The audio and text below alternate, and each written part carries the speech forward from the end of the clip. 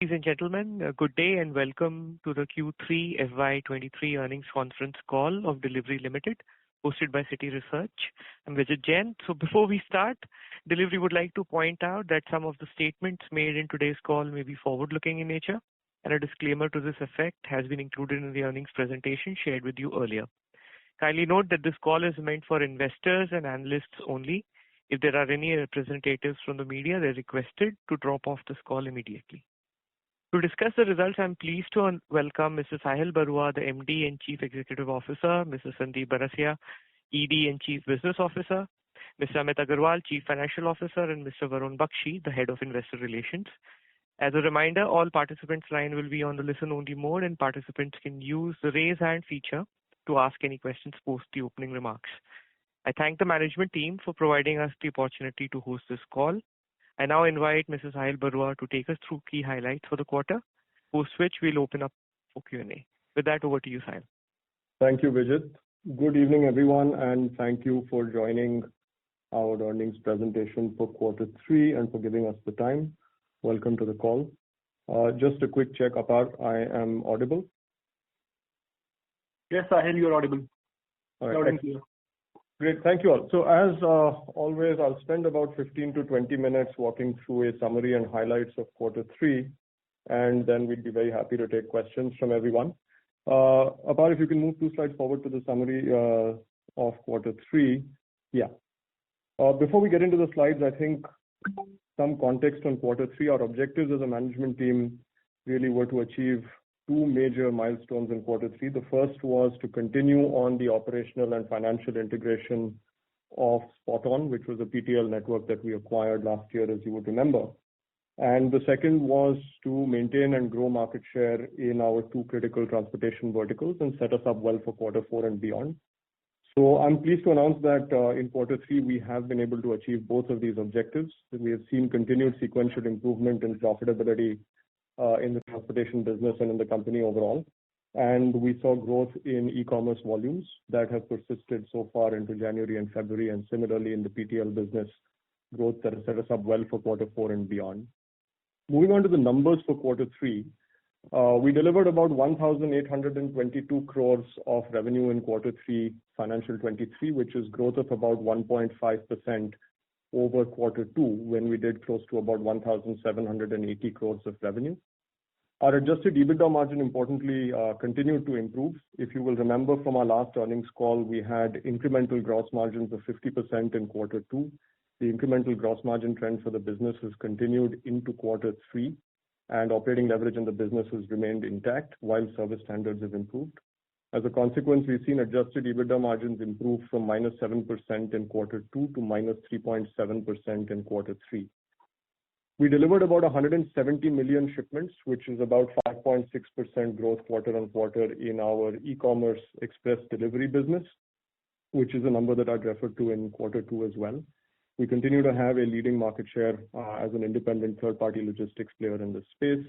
We've seen our overall share of market and share of wallet with customers persist into the new year as well. We delivered 258,000 tons of part truckload freight in quarter 3 fiscal 23. We delivered about 3 million tons since fiscal 19. More importantly, in December, in October, November, December, in the month of December, we delivered about 98,000 tons of PTL freight. That trajectory has continued into the new year as well. We continue to operate one of the largest networks in the country. We operate about 18 million square feet of logistics infrastructure. The integration of Delhivery and SpotOn's facilities continues as per plan, which I'll talk about in the next slide. 26,000 customers continue to depend on the Delhivery for multiple services, with over 58% of our revenue coming from customers who use 2 or more of our services across business lines. And we've expanded reach marginally between quarter 2 and quarter 3. We continue to cover the entire country with 18,510 PIN codes under direct coverage of Delhivery. Moving to the next slide, just a quick snapshot of metrics as usual.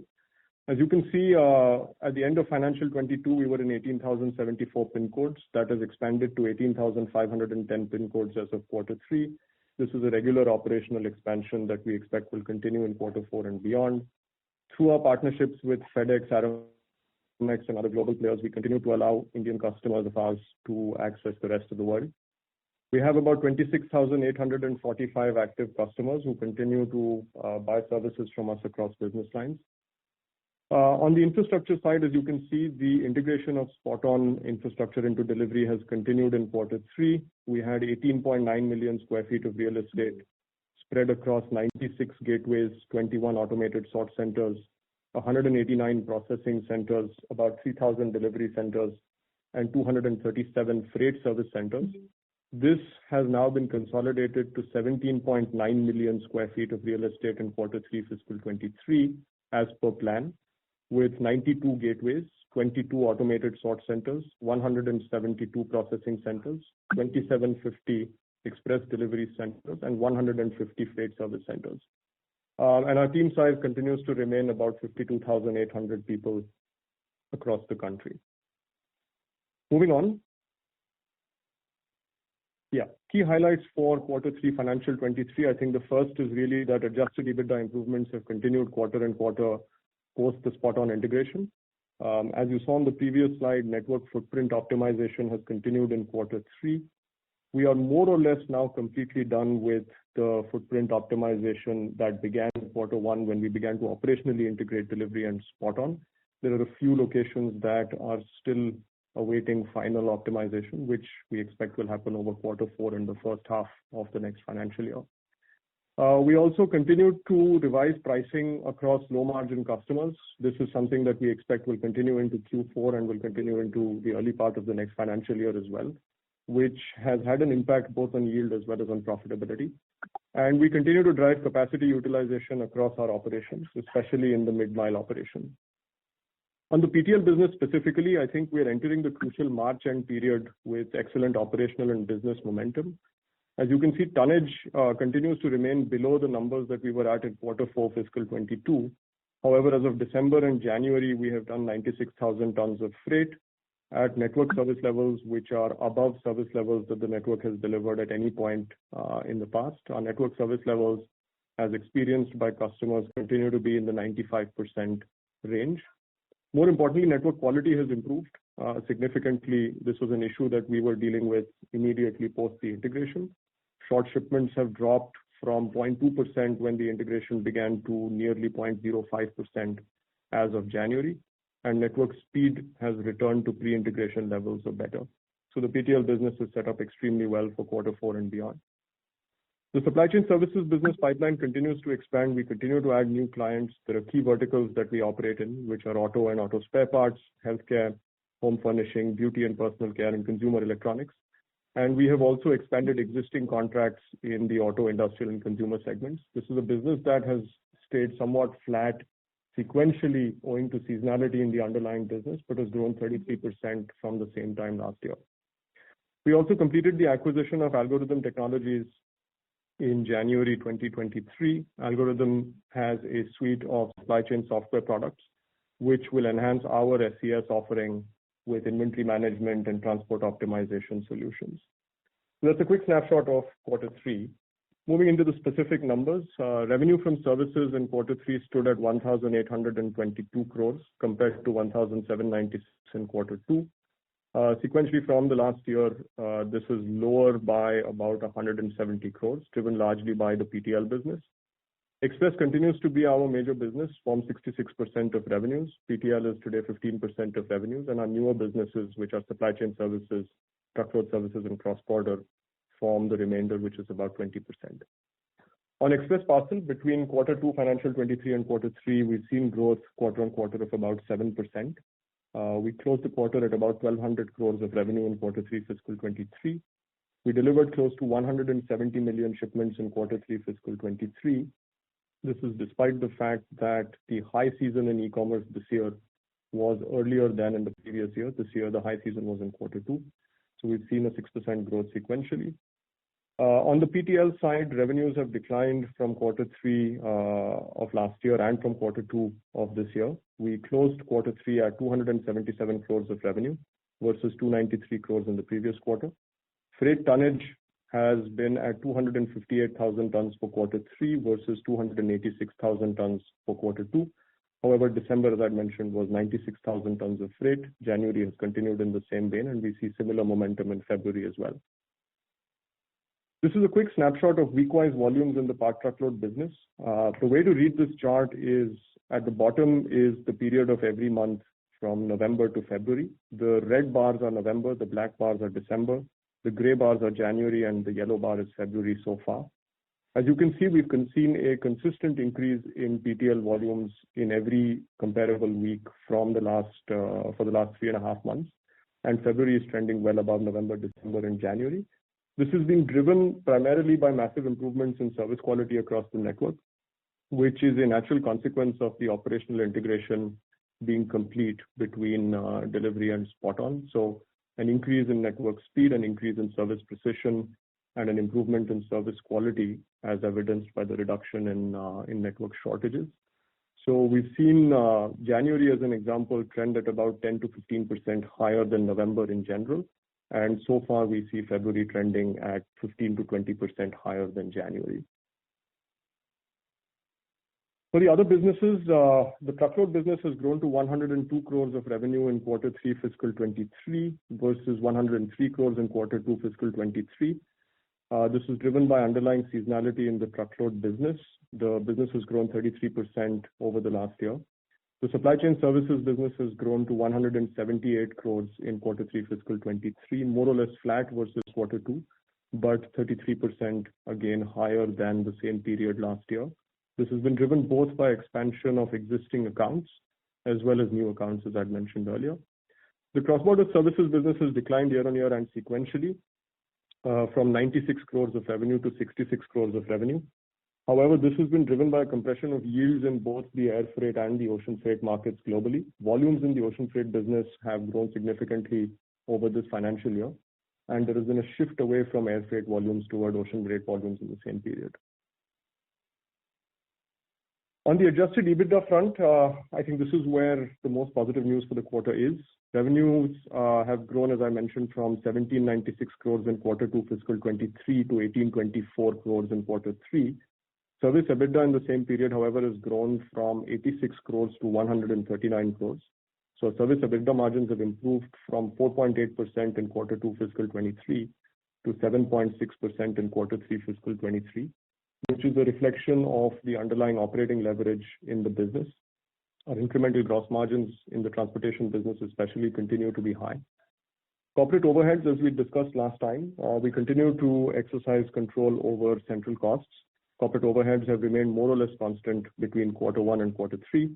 As a percentage of revenue, they've dropped from 12% to 11.3% as of quarter 3. We foresee corporate costs remaining broadly constant going forward as well. What this has led to is a massive improvement in adjusted EBITDA. As of quarter 1 fiscal 23, when we began the integration, adjusted EBITDA stood at negative 12.5%. As of quarter 3 fiscal 23, owing to improvements in gross margin in the transportation business as well as operating leverage on the fixed costs, we've seen adjusted EBITDA improve to negative 67 crores or negative 3.7% as of quarter 3. Moving to the next slide. The key driver of adjusted EBITDA continues to be massive incremental gross margins in the transportation business. Our quarter 2 fiscal 23 adjusted EBITDA stood at negative 125 crores. Our incremental revenues in the transportation business in quarter 3 stood at 59 crores. The incremental gross profit that we've seen in transportation is 58 crores. Of this 58 crores, approximately half of it comes from improvements in the gross margin or operating leverage. In addition, we had 3 specific programs that began in quarter 3 once the operational integration with Spot On was complete. One of which was revising pricing and rationalizing business with less profitable customers. I alluded to this on our previous earnings call. The second is improving capacity utilization, deploying more of our tractor trailers across high density routes across the country. And the third is ongoing cost optimization measures, including improvement in weight capture, all of which have had an influence both on yield as well as on profitability. The network footprint has continued to be optimized as well. We've seen a decrease in transport fixed costs by 3 crores. Net result of this is an improvement in adjusted EBITDA from negative 125 crores to negative 67 crores for quarter 3.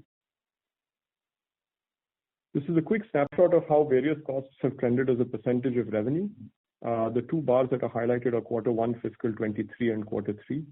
As you can see, total freight handling and servicing costs between quarter 1 and quarter 3 while revenues have increased, costs have actually reduced on an absolute basis from 1,453 crores in quarter one to 1,409 crores in quarter three. Therefore, total freight handling and servicing cost as a percentage of revenue has declined by nearly 6% from 83.2% in quarter one to 77.4% in quarter three. We've seen an improvement across all key cost elements. Line haul, which is our trucking expense, has reduced from 37% in quarter one to 33.4% in quarter three. We've seen manpower expenses also reduce with improvements in productivity and higher loads. Manpower expenses have dropped from 13.8% to 11.7%. In addition, most of the fixed costs of the business have also scaled as volumes have grown between quarter one and quarter three. So overall, the profitability trend has been positive in quarter two and in quarter three, and going forward, we expect this trend to continue. The quick snapshot of adjusted EBITDA. As of quarter one, as I mentioned, we were at negative 12.5%. As volumes have grown across the integrated network in quarter two and quarter three, we've seen sequential improvements in adjusted EBITDA from negative 12.5% in quarter one to negative 7% in quarter two to negative 3.7% in quarter three. So nearly a 50% improvement in adjusted EBITDA quarter on quarter. As operating leverage in the business continues with higher volumes, we expect this trend to continue. A quick bridge on adjusted EBITDA. I've gone through this before, so I'll do this quite quickly. In quarter three, total revenue from customers stood at 1,824 crores. Total expenses stood at 2,126 crores. There are three categories of expenses that are added back. The first is 5 crores of finance cost on borrowings. The second is lease adjustments due to AS 116, where we expense the leases versus capitalizing them, which has a net impact of 5 crores. And an add back of non-cash recurring costs, which include depreciation and amortization, which stood at 157 crores for quarter three, and ESOP expenses, which have declined from 95 crores in quarter three last year to 67 crores this year. The net impact of this is that adjusted EBITDA has improved to negative 67 crores compared to negative 125 crores in quarter two. A similar graph on the cash PAT side. Overall, cash PAT has turned green again. We were at 5 and 6.6% cash PAT last year at about the same time. In quarter one, cash PAT had dropped to negative 10.4%. Again, the same story of operating leverage plays out. We've seen cash PAT improve from minus 10.4% to minus 1.7% in the previous quarter, which has now improved to positive 1.8% as of quarter three financial 23. The cash PAT bridge follows the same logic as the adjusted EBITDA bridge. Profit after tax for the company improved from quarter two to quarter three from negative 254 to negative 196 crores. Adding back non-cash recurring costs principally gives us the adjusted cash PAT of 34 crores for this quarter. With that, I'd like to end the call. Again, I'll just quickly summarize. Quarter three, from a management team standpoint, has been a positive quarter in terms of improvement in profitability, consolidating market share on the e-commerce side and stabilizing the part truckload business. We've seen improvement as a logistics business. Service quality, reach, speed are the three major metrics that we look at. We have seen improvements across all of these. We are well positioned in quarter four. The momentum from the end of quarter three has continued, and we're confident about quarter four and the financial year ahead. With that, I'll pause. Thank you for listening to me, and we're happy to take questions. Thank you, Sahil. Operator, can we have the first question from Mr. Sachin Salgaonkar? Thank you. Hey, Vijit. Hi, guys. This is Sachin here. 3 questions. Firstly, Sahil, just wanted to understand the 6% Q2 shipment growth in 3Q. Looks like even adjusted for Shopee, this appears to be slower than historical trends. So just wanted to understand any specific drivers which impact, this quarter. So, Sachin, do you want to go through all 3 questions? I can note all 3. No, why don't you answer this, then I'll ask the next one. Yeah, sure. I think this year's was a little atypical between quarter 2 and quarter 3 because the sale impact came in quarter 2 this year, whereas last year the sale impact came in quarter 3. From our standpoint, as we look at the market, we've done 170 million shipments odd in quarter 3. Our momentum going into quarter 4 continues to be similar to what we saw in quarter 3 in terms of shipment volumes, in the sense that our share of wallet with customers has grown in this period. That is broadly a summary of volumes from quarter 3. Got it. And, just to extend that further, any thoughts on outlook for shipments for 2023? And I'm asking that because, we are seeing, the impact from funding winter where, the e-commerce, social commerce, D2C companies are not as aggressive and everyone is focusing on, their cost control. Absolutely, Sachin. I think, we've spoken about this before. Our view has always been that while individual players in the e-commerce marketplace may go through ups and downs based on their respective funding situations, the broad arc of e-commerce continues to remain positive. It is a growing category. We continue to see new categories coming into the market. We continue to see new buyers coming into the market. And that's not just in e-commerce alone. You see this across all consumer internet businesses. I think the reality is that the last year was slower than people expected, partly because a lot of growth had been pulled forward during the COVID period. But I don't think that fundamentally alters the path for e-commerce in the country. The other thing worth remembering also is if you look at the new participants in the e-commerce marketplace, I think you'll find that they are not necessarily affected by funding situations in the private markets. The new entrants in the e-commerce space, as an example, include the likes of Reliance, Unilever, for instance, Dabur, for instance, which are also entering with direct-to-consumer brands. And so our view on e-commerce continues to remain positive. I think in any given quarter, there will always be volatility based on how individual players, and their ability to raise capital. But for e-commerce as a category, we remain unconcerned. Yeah, so 2022, as you rightly indicated, was a bit slower than expected. What's your sense of 2023? Should we see a 25 to 30% shipment growth, or will we see downside risk out there? Generally, as an industry, I'm asking. It's a tough question to answer. Last time when we spoke about this on the earnings call, I'd signaled that we would see about a 5 to 8% growth in shipment volumes in quarter three. It turned out that we were at about 6%, more or less on track. But as I look forward, our sense is that at the conservative end, e-commerce volume should be expected to grow in sort of the 15 to 20% range. That said, I think if some of the inflationary pressures ease, and depending on how individual players react, you could see growth rates which are higher than that as well. Important. And, if there is a slowdown, there should be an impact on your operational leverage on the negative side, or directly, the kind of results what you showed with 3Q, those kind of results from an operational leverage should continue? They will absolutely continue. From our standpoint, what's important to note is that the further improvements in operating leverage in our business, because we are an integrated network, will actually come from growth in PTL volumes.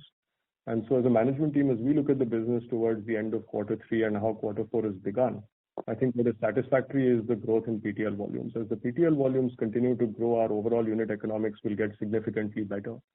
And the fundamental reason is because our mid-mile utilizations of the hubs and the trucks will improve drastically as volumes go up. So we're not as dependent on what happens to e-commerce volumes necessarily. And from a margin perspective, it doesn't make any difference. For us also, I should point out that any volatility in an underlying market which places pressure on our competitors is ultimately good for us. We have always maintained that our objective is to commoditize this space. We are the lowest cost player. We have the highest gross margins in this space and the ability to absorb pressures in the market. And if it is necessary, we will exercise whatever steps we have to maintain or grow market share.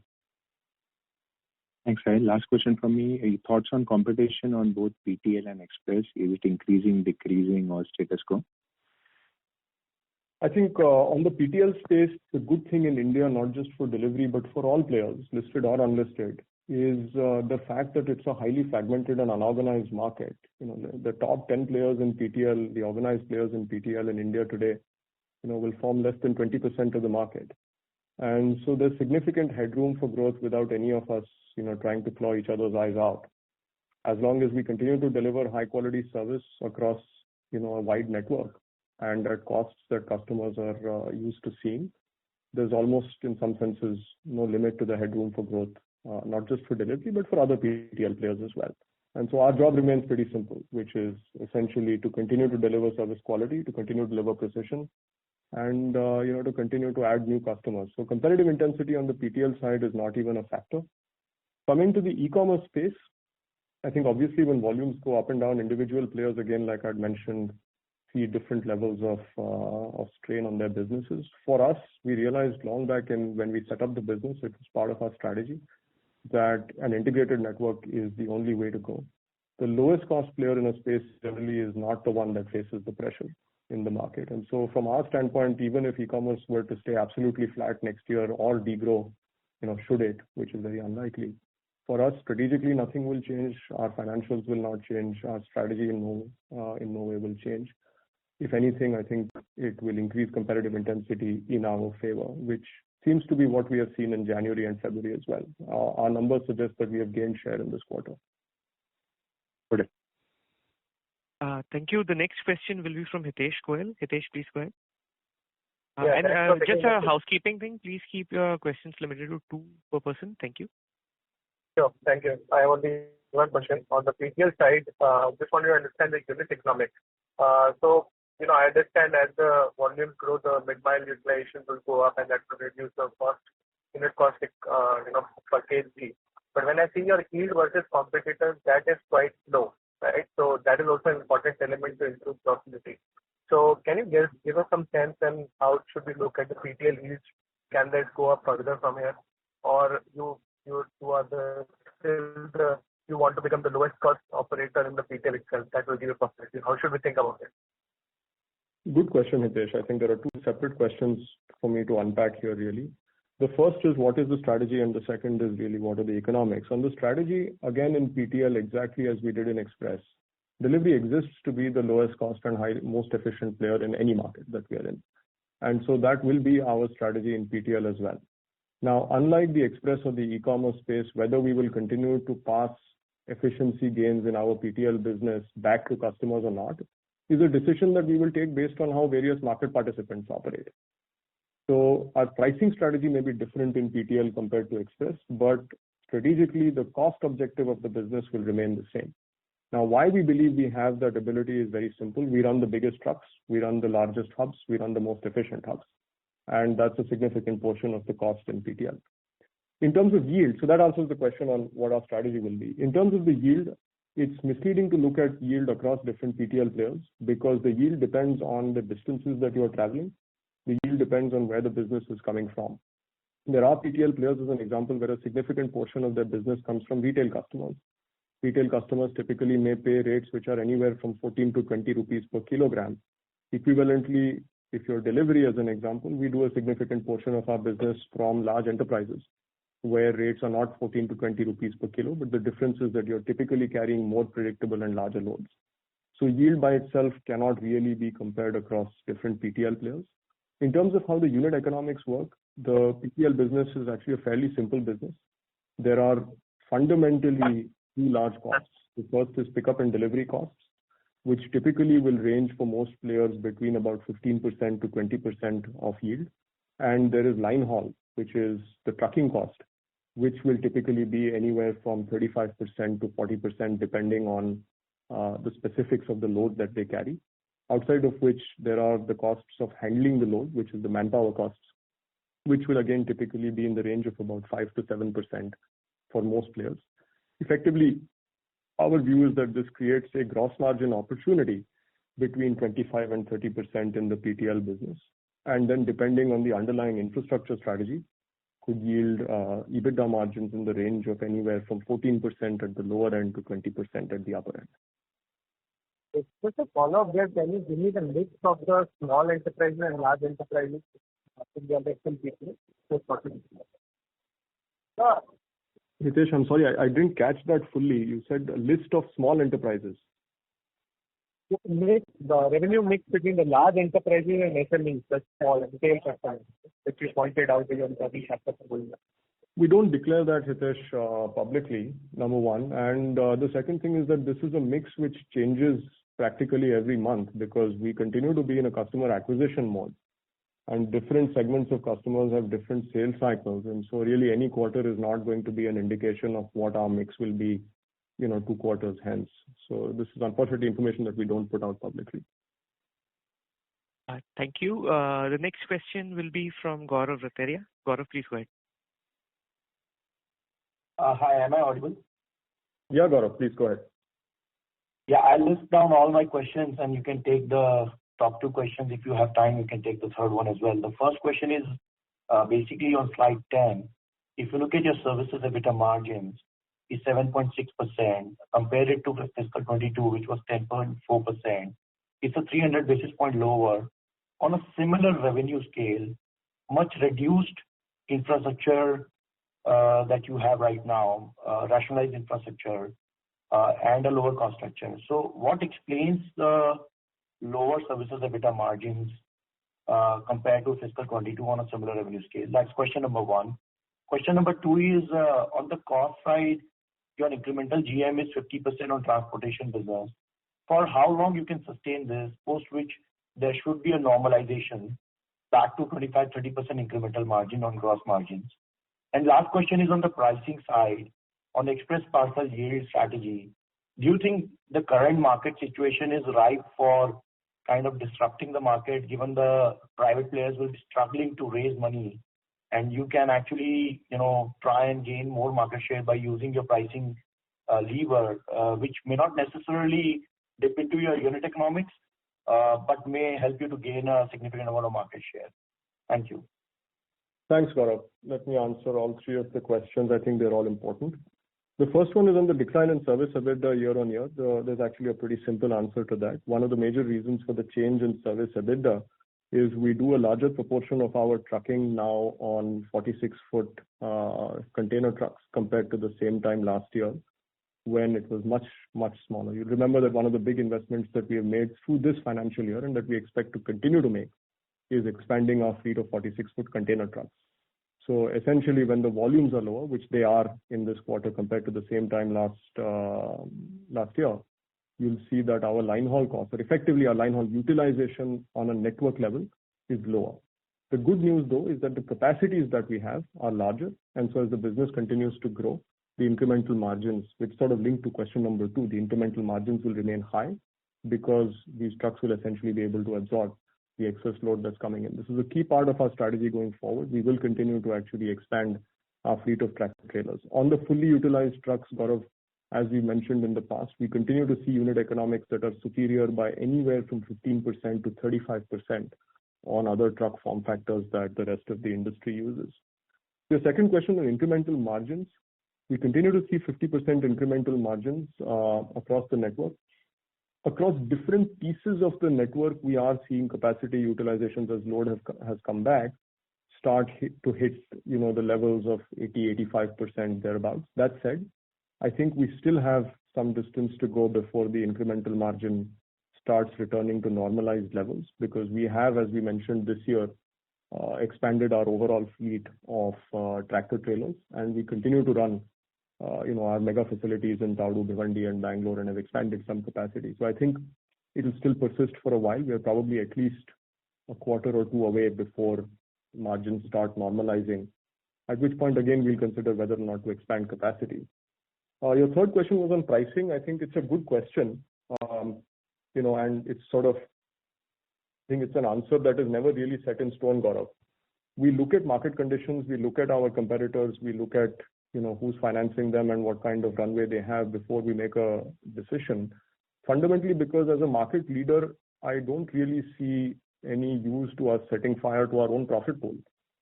At this point in time, our competitors do not have a current or a future ability to meet our cost structure. Their inability to meet our cost structure is not driven by a lack of volume, it is driven by an underlying structure of the network, and so our costs are not achievable. In that situation, we really don't have any need to price any lower than we are at this point in time. What is important, though, like in some senses like a nuclear deterrent, is that we have the ability to do it. And should we feel the need to defend our market share in any given customer account, or if we see a customer performing exceptionally well for us and growing volumes at the margins that we expect, we are more than happy to pass those efficiency gains on to customers proactively. So I think it's a good question. It's one where, as a management team, I think we will look quarter on quarter, customer by customer, at the incremental margins that we are generating, and then decide whether or not to pull a pricing lever.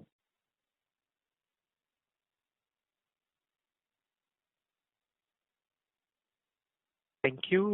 We'll take the next question from Mukesh Saraf, please. Thank you. Yeah, hi. Good evening, and thank you for the opportunity. Two questions largely. So first is on the PTL business. Last quarter, I think you had mentioned that you had exited around, say, about 3,500 tons per day on an average. We have done close to 2,980 odd tons this time around on an average for the quarter. And December is in fact higher. So seems like this October or November, one of them have been weak, or probably both have been quite weak. So any sense on that? Could you give some sense if there was some one-time disruption or something of that sort in that month? Second, on the express parcel business, growth is largely flattish on the number of shipments. Could you give some sense on your market shares that you have in this 3Q? Because industry, probably in the commentary we are hearing from the large players, the likes of Meesho, etc., seem to be much higher. So some sense on that would be helpful. Sure. I can start with the first one. On PTL volumes, the start of October was muted for the quarter. The reason for this was, if you remember, on September 24th, there was unseasonal rain in Gurgaon.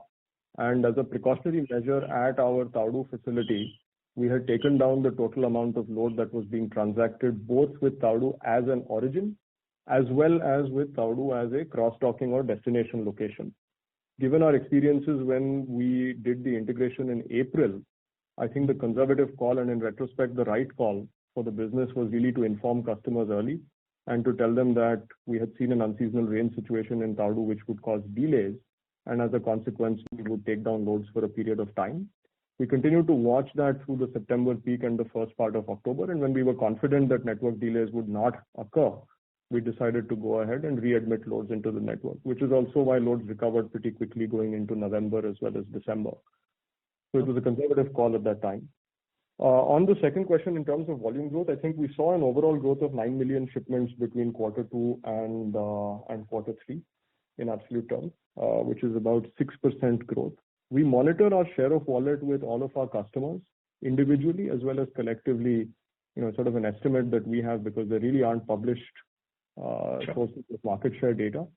Going into January and February as well, as I look at our numbers, I am pretty confident that we have gained share in the market, and we will continue to gain share in the market. Our share of wallet with key customers has increased in this period.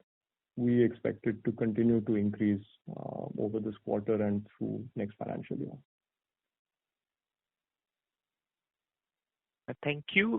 Can we take the next question from Gaurav Taria on the back? Thank you.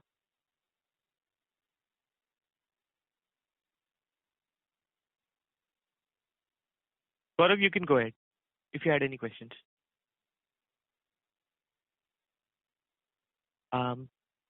Okay.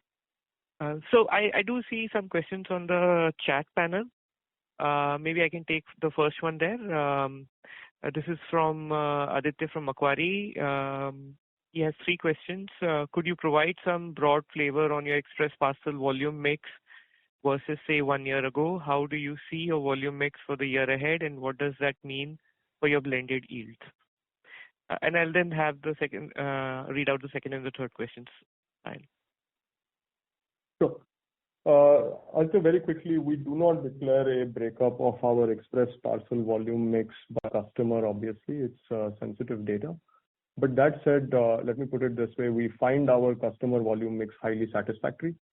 Unlike other players in the industry, we are not heavily dependent on any single customer. This is something that we've discussed before.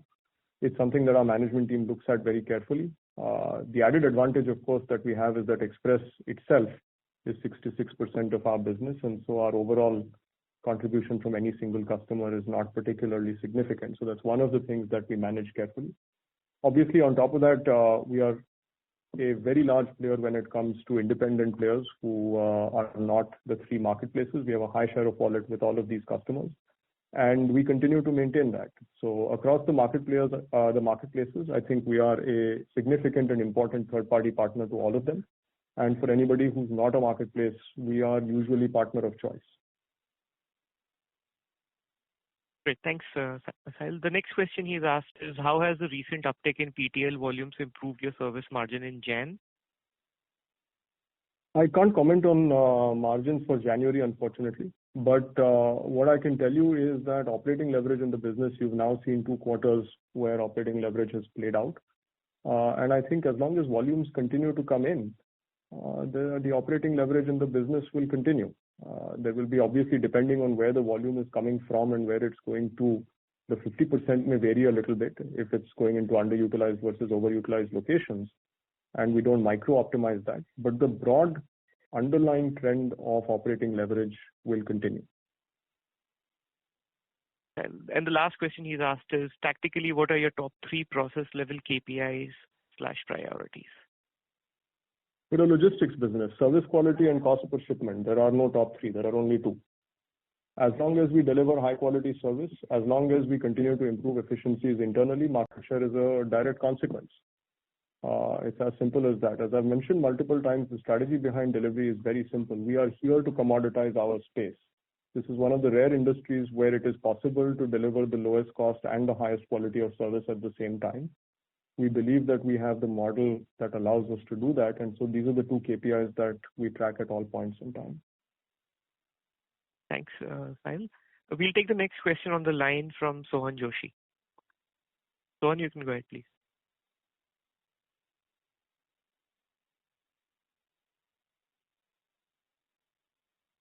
He's put them in the chat window. I'm happy to read them out and answer them. Okay. Am I audible, sir? Yes, Hello? Sohan. Now you are, please. Yeah. Congratulations for 2 things, Sahil. I mean, first of all, these numbers, and second is the entrepreneurship spirit that you guys are supporting, like down but not out. That was amazing, Sahil. I mean, that was superb. Now, the 2 questions I want to ask is, now, as you have said that we had a pull ahead of e-commerce for 2020 and 2021. So will we compromise the margins for going ahead, and ultimately will it affect our bottom line? Is it the case which we are seeing going forward? Sure. So I think that's a good question, and it's similar to the question asked earlier. I think, as I mentioned, we already are the lowest cost player in the market, and our pricing to a large extent does reflect our cost advantages. So we do not anticipate that we will pass on, broad-based pricing incentives to customers at this point, nor is there any demand for it at this point. So we have no reason to make sort of, big pricing changes or to compromise our gross margins in any way. In fact, we will continue to protect our margins. Okay, just one more question. Even if we have a moderate growth volume for, say, 2023, because, say, somewhat there is a slowdown in e-commerce, will we push back our plans for starting the 2 new truck terminals which we had acquired from Welspun and GMR in Mumbai and Bangalore? I think we were supposed to get operationalized in 2023. So now will we push it to 2024 or 2025? I mean, what is the plan for that too? A great question, sir. And that's why the PTL business recovery is so important. Our decision to move to these larger facilities is not underpinned by e-commerce because, as you can imagine, e-commerce, the shipment volume and count may be high, but the tonnage is very low.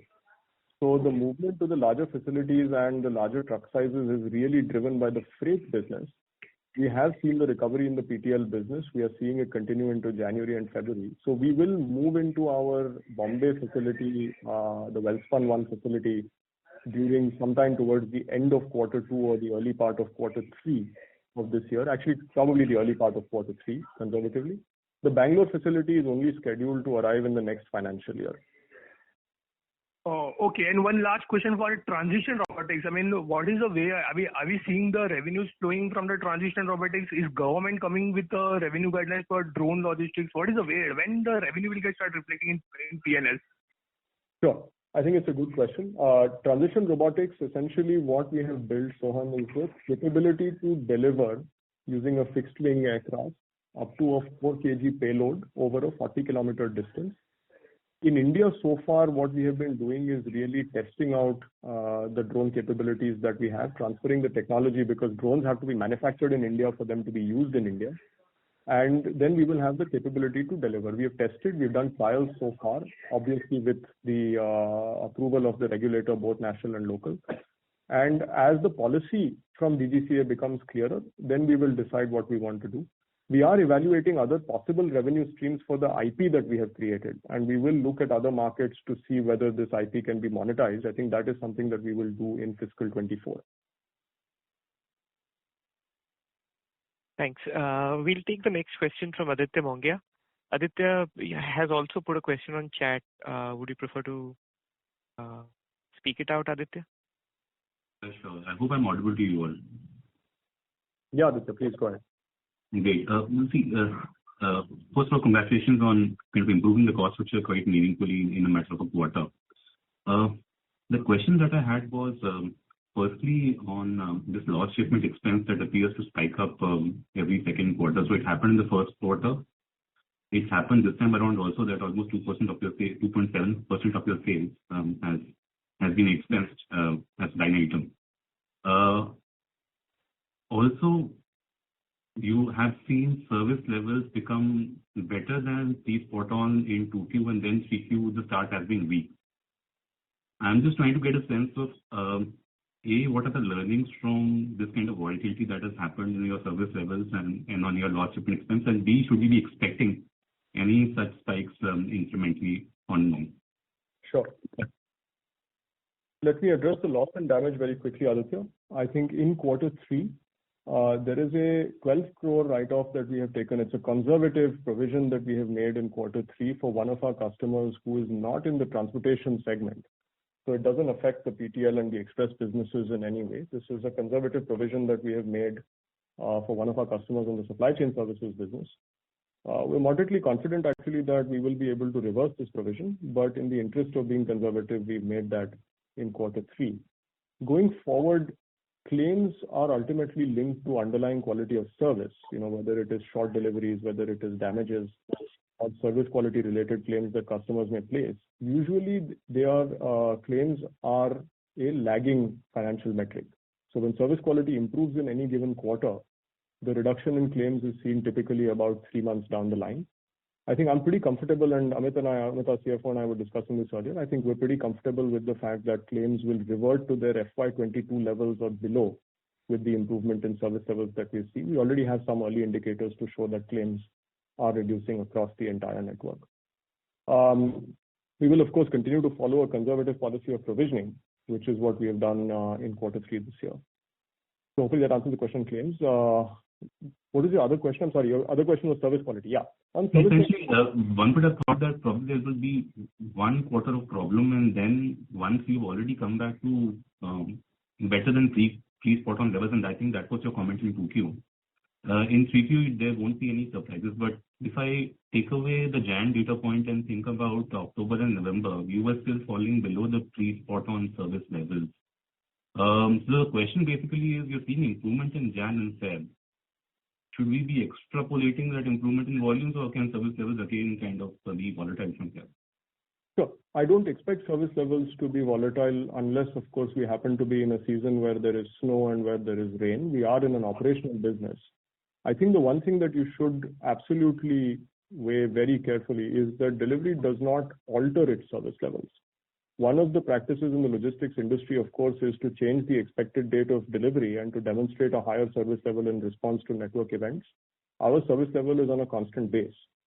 And so in the event that there are weather-related or political disruptions that affect our ability to deliver, we still report service failure as service failure on the original promise that we have with customers. As I mentioned in September end, when we saw rain in Tauru, there were obviously consequent delays throughout North India, which affected service levels in October. Even 1 week of service levels being affected in an entire month has the ability to drag the average for the month and the average for the quarter down. In an operations business, Aditya, service is only as good as whatever you did last week or last month. And none of our customers cares about what service level we offered to them in September or October as long as we're doing well beyond. And so I think the recent history of the last 3.5 months or so is quite important to look at. There are structural changes that we have made. A couple of the important structural changes that we have made are, of course, to bolster infrastructure across our key hubs as these hubs have gotten consolidated. There is a significant improvement in service quality as you consolidate locations. That's number one. The larger tractor trailers also improve service level with time. The reason is that because we have more fixed capacity versus ad hoc capacity, typically we would buy 3 tractor trailer anywhere from 15 to 20% of our trucking requirements in the spot market. Today we see that having come down to between 9 and 11%. Now, spot market trucks run at significant delays compared to our own network. for obvious reasons. And so if that comes down, we see service quality improve. And so we should expect that to continue. Apart from which, our technology systems and our monitoring has been significantly upgraded in the last 4 months. To give you one example, in the express space, for instance, we have seen misrouting of parcels reduced by nearly 40% with a new data science tool that we launched in the later part of last quarter. That said, on a service quality basis, Aditya, whether it's Delhivery or any other logistics network in the country, I can assure you that absolutely nobody can give you a picture of exactly what their service quality will look like on a consistent basis in any given month. It depends on the weather. It depends. Yesterday, the Prime Minister was in Bombay. That would certainly have affected service levels in Bombay yesterday. So there are events that affect service quality. Our ability to deal with one-time events, whether they are weather, whether they are any other form of disruptions, I think is significantly improved compared to where we were last year. But the second question that I had was, Sahil, to you, is actually, so if one of the captives who are there in the market want to basically potentially replicate Delhivery, okay? Now, if you were to be putting the hat of a consultant and kind of guiding them on steps and timelines to become a Delhivery, and I'm just talking about express parcel to start with, and kind of putting that PTL meshing part on top, what would be your advice to them here? I mean, may I begin on a lighter note simply by saying that imitation is the sincerest form of flattery. And so if there are captives who insist on becoming Delhivery, I think that speaks.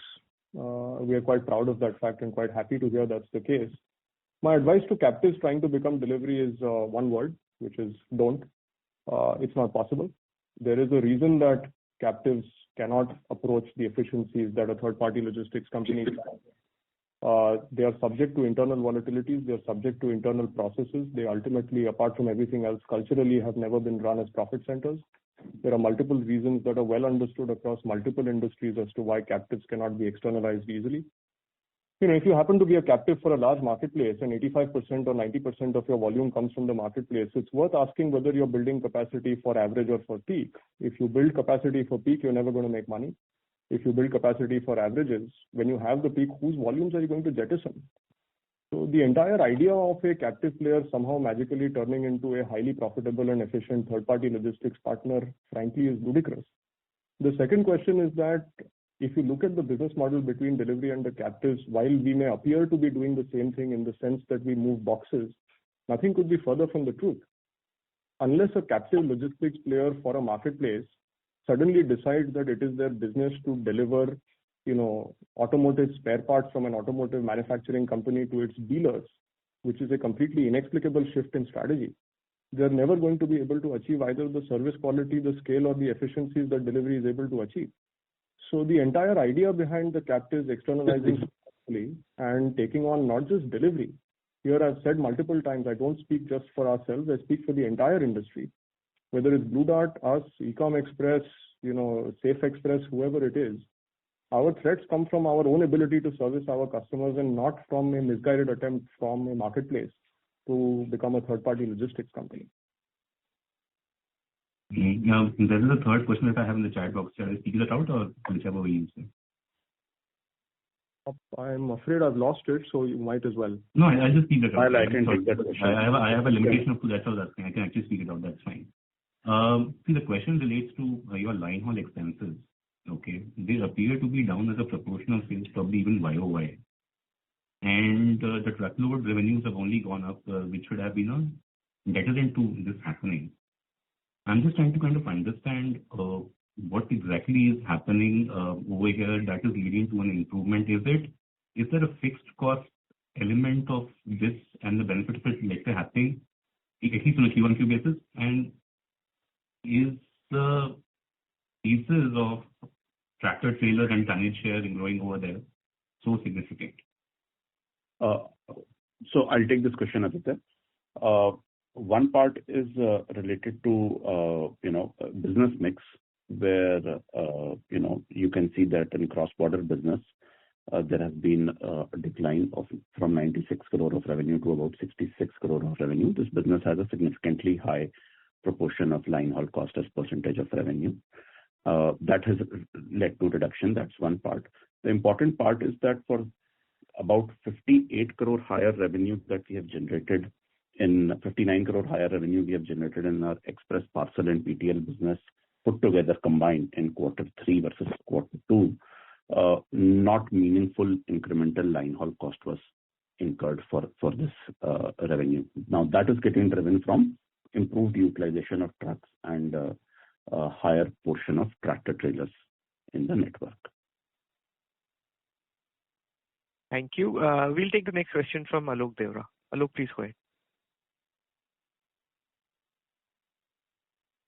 Hi, am I audible? Yes, Alok, please go ahead. Yeah. So thanks for the opportunities. So just had 2 questions. So one is, if you could also indicate what's your growth outlook in the part truckload segment for FY24.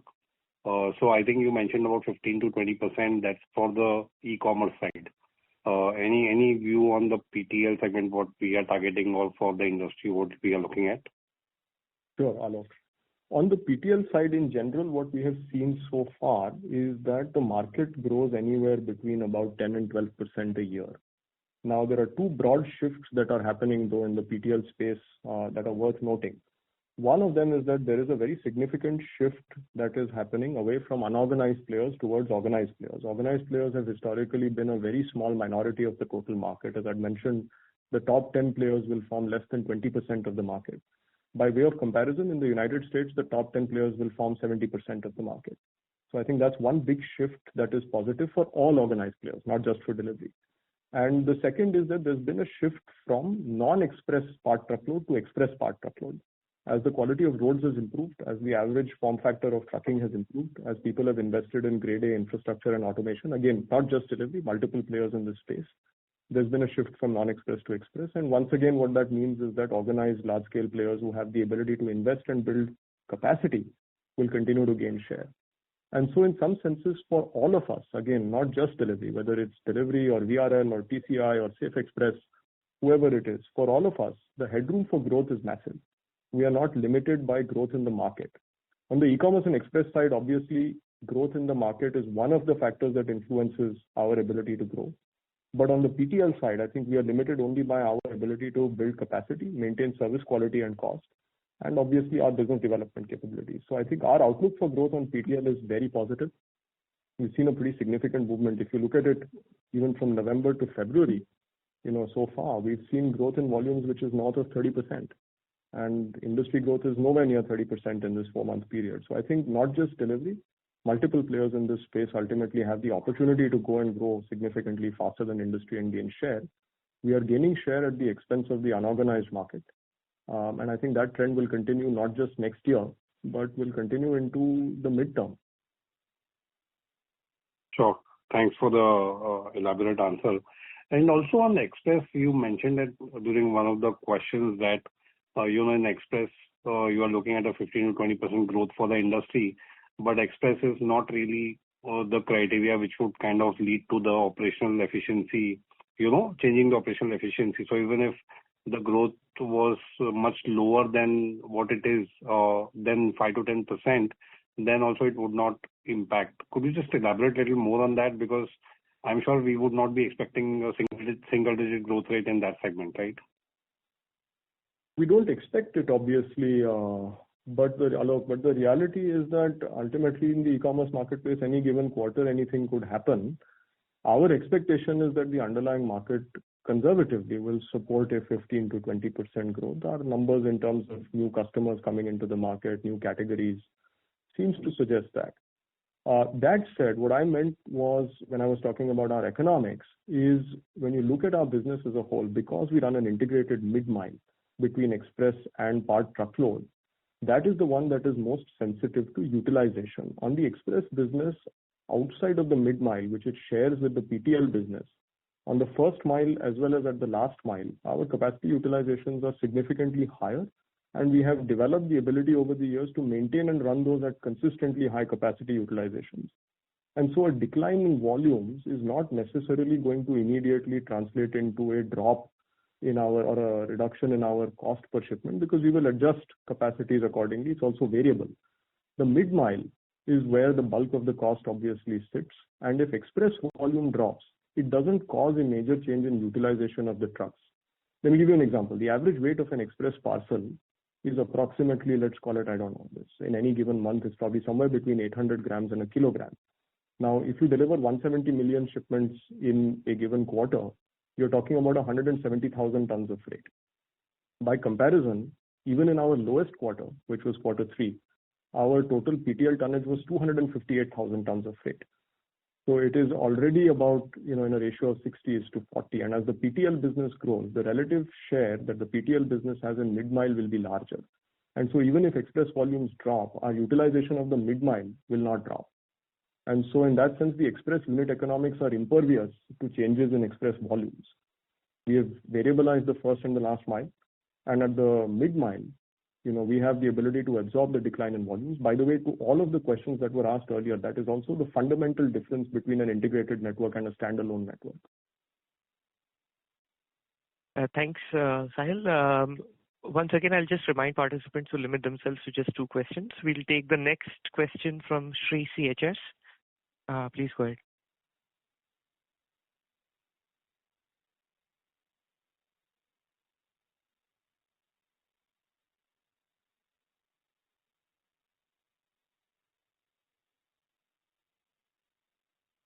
We can't hear you, Sri. Can you please unmute yourself? I can actually read out Mr. Sri's question. The first one is again on captive e-commerce logistics companies. What will be the impact on our share? I think I've already answered that question. And I think there's a specific question he's asked about D2C customers and long tail customers. Again, I'll just point out that for a captive logistics company which is used to servicing large fulfillment centers and warehouses, it will be interesting to see how they manage to service a small long tail customer who wants to ship one parcel in a week. And again, on behalf of not just Delhivery, but the entire third-party logistics industry, I can assure you that this is a harder problem than it sounds. Looks better on Excel than it does in real life. Question 2 is on slide number 23 of presentation. What is the vehicle rental cost? Amit, would you like to comment on this? The vehicle rental cost is a combination of intra-city vehicle that is hired to either pick up goods from customer doorstep or to deliver goods to the consignee, and to deliver goods to the consignee and for movement of goods between the various facilities of delivery. Plus, it also includes payments to agents and vendors who do deliveries for us on a per parcel basis. This expense should be typically be looked in combination with the line haul expense to calculate the total fleet expenses for us, primarily because some change in network design or mix of shipments, whether being picked from the interiors of cities versus the outskirts of cities, could have an impact on where the proportion of cost is lying in. Thank you. We'll take the next question from Sachin Dixit. Sachin, please go ahead. Hi, congratulations on decent set of results. I have the first question on the lines of the improvement in adjusted EBITDA, right? So of the 58 CR gross profit that we are seeing, almost 29 CR seems to have come in from improvement in, say, realization from customers or from cost optimization. I wanted to understand how sustainable is it? Like, can this realization upward move or cost optimization continue quarter over quarter over the next fiscal year? So there are 2 factors here. One of them is just underlying. Of the 58 crores, as you pointed out, 29 crores is from just basic operating leverage, which is greater utilization and greater productivity of our staff. I think, as I mentioned, we still have spare capacity in a number of locations, and as volumes continue to go up, I think that increase in utilization is natural and should continue. Obviously, all locations across the network are not at exactly the same capacity utilization, and so some locations you may have to expand some capacity. But broadly, the incremental gross margin trend we expect through this quarter, and we have no reason to believe into the next quarter, it will not reverse. Eventually, as capacity utilization across the entire network sort of gets to 80-85% kind of levels, our overall incremental gross margin will converge to the business's natural gross margin. which will be close to the 26 to 30% kind of range. But we expect that to continue. On the cost optimization, I think you asked an important question. We have seen about 29 crore of improvement in this quarter, in the last quarter, come even from cost optimization measures. This has included 2 or 3 things. One of them actually has been prevention of revenue leakage, which comes from weights. Logistics companies all over the planet have this issue. We are increasingly directing a larger and larger percentage of our consignments through automated weighing machines. We are routing them. One of the advantages that we have because we do dynamic routing is we have the ability to route consignments through weight capturing locations. And so that has also had an impact on our yield. We are more accurately capturing yield. We are also more accurately capturing shipment densities. Another piece that I think will continue into the next financial year on cost optimization is we continue to get better at filling our trucks.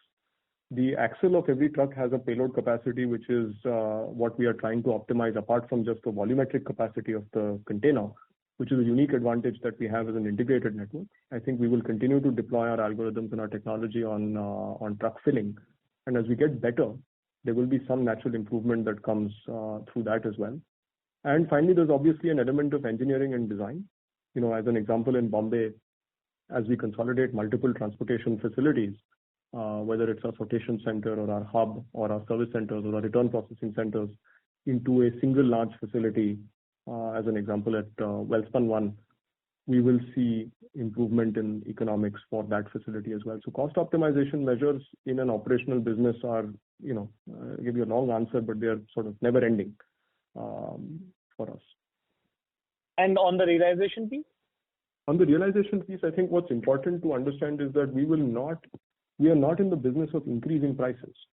We have the cost structure that allows us to pass on efficiency gains to customers while maintaining extremely healthy gross margins at a business line level and at a client level. So we will not push up realizations because we have no need to. We will in fact use that to bolster our competitive position and to make sure that we maintain or grow market share. Understood. And quickly on the second question, can you explain the seasonality that you talked about in supply chain services? How should we think of it? I mean, last year, same quarter, we did not see a similar sort of seasonality happening. Yeah, sure. Happy to. In different businesses that are our clients in this business, we see a certain amount of seasonality. As an example, one of our large customers is a consumer durables company. Now, we would expect the consumer durables company to see significant outflow in this quarter and quarter 1, as opposed to quarter 2 and quarter 3. So there's a natural seasonality then. The second thing that's also that I should point out in the supply chain services business is that it also depends on the stage of every customer. Last year, you saw growth because our pace of acquisition on a smaller base was larger. And so even though seasonality existed, given the fact that we were coming off of a smaller base, it looked like the seasonality didn't exist. Whereas in this year, overall, client starts are still happening. We will still continue to see new client warehouses coming in quarter 4 and quarter 1 and so on. And so to some extent, in any given pair of quarters, that seasonality is kind of not easy to read into. The way I would put it is this: it depends on customer mix. Individual customers, depending on which business we are in, have their seasonality. Our business's overall seasonality depends on the mix of customers that we have. Got it. One final question, if I can squeeze in. Sorry, can you please jump back into the queue, Sachin? Sure. Okay. Yeah, thank you. We'll take the next question from Vikram Kota. Thank you.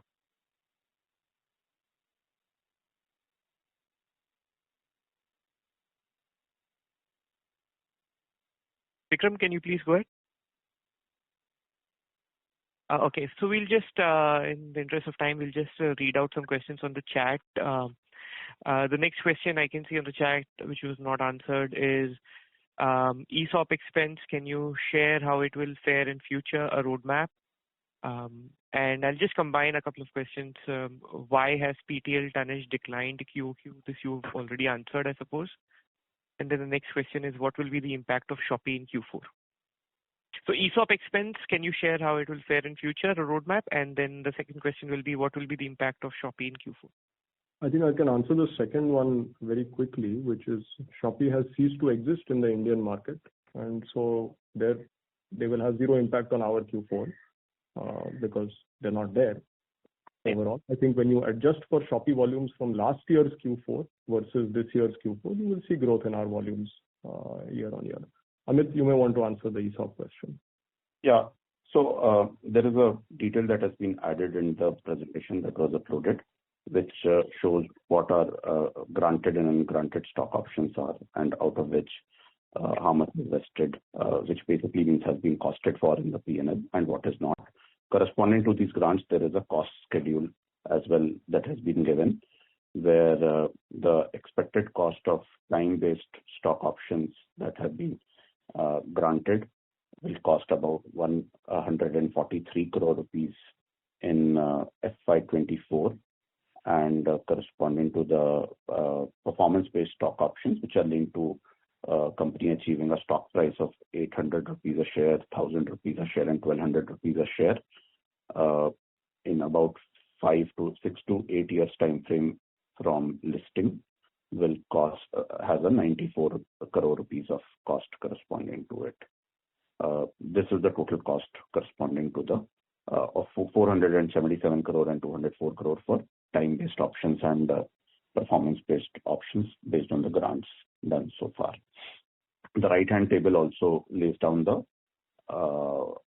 schedule of costing that is done based on accounting principles, where year one has about 42.5% of costing in the year one. You can see nearly 75% gets accounted for in first 2 years for stock option grants. Great. Thanks, Amit. The next question I'll read out from the chat. It's from Mukesh Saraf.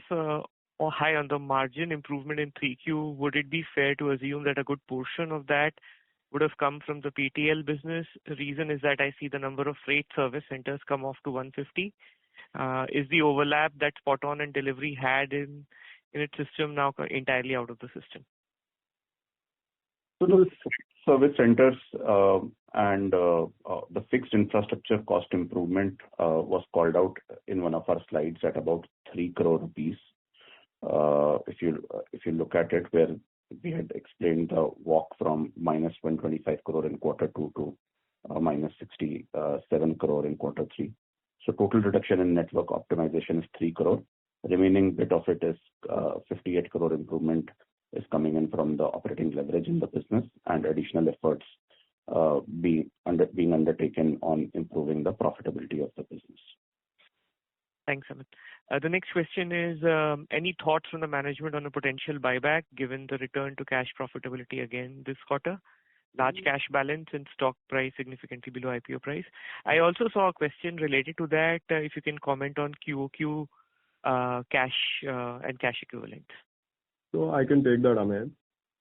On QOQ cash balance, our cash, as I mentioned, our cash pad actually was positive this quarter. Overall, apart from that, we've continued to have over 5,000 crores of cash on the balance sheet, so we're adequately capitalized. On the buyback, I don't think it would be appropriate for us to comment on any such sort of moves on this call. And at this point in time, I think we have a massive growth opportunity ahead of us. Our service quality has remained consistent. Our costs have been in line. We continue to improve profitability. We continue to gain market share. I think investors should be looking at us to deliver growth and profitability going forward. Okay. The next question is, what is the pricing differential between you and the next best competitor in PTL? I guess you can answer that on like-to-like basis. It's hard again because it depends on every single account and what our strategic objectives for each of those accounts are. What I can tell you is that we do not offer a discounted pricing compared to anybody else in the market of any size in the PTL space. I think PTL pricing is something that is well understood and has persisted in the market for a period of time. Our objective, as I'd mentioned, will remain the same. We will continue to establish cost leadership in the PTL space as well. We believe that an integrated network and a network at our scale will be significantly more efficient than a network of any other size. Most PTL networks in the country are significantly smaller than ours, especially when you add our SCS volumes and our express volumes as well. That allows us to be more efficient. Now, whether that will ultimately manifest as higher gross margins because we will maintain market prices or pass some efficiency gains on to specific customers will depend on our relationship with those customers. Thanks. The next question is rental expense as a percentage of revenue has increased from 2 to 4% despite number of gateways and total infra going down. What explains this? I'll take this, Vijay. So the rent expense should be looked in conjunction with the what is expensed plus what is amortized under Ind AS 116. If you add the cash payout, rent paid out against the capitalized leases to the rent as well, then the total rent for the quarter has increased on a year-on-year basis from 118 crore rupees to about 134 crore rupees. Out of this, primarily the rent is getting increased on two counts. One is an annual inflation in rent, which typically ranges between 6 and 9% for our facilities, and the remaining bit is about expansion of offices that was undertaken in the early part of the previous calendar year because of expansion in teams. But as Sahil has called out, there is no expansion of management cost, and hence do not see any expansion of overheads related to offices either. Thanks, Amit. The next question is, you mentioned Jan, Feb, this is from Lavina Quadros. You mentioned Jan, Feb, you gained market share in express parcel. On 3Q, did we gain share? I think our share in quarter 3 towards the end would have increased, but we would broadly have remained constant prior to that. Towards the end of Q3, as the service improvements and network speed have become more apparent, and as we have had strategic discussions with a number of customers, I think it's quite evident that we have gained share. Thank you. The next question is from Mr. Pugaz Manohar. I hope I spelled your name right. Pronounce your name right. Sorry, can you go ahead, please? I see you are also raised your hand. Pugaz, please go ahead. Yeah. So, sir, is it audible? Yes, please go ahead. Sir, just on the margin side, sir, just I'm a retail investor. So this EBITDA margin, sir, say 5 years down the line, or where do we see this EBITDA margin percentage, or are we any time closer to any of the competitors, say 15%, 20% EBITDA margin? Is there anything that the team is thinking on, sir? In which financial 5 years, whatever the numbers, what are the number of years? You have any roadmap or anything that you can think through?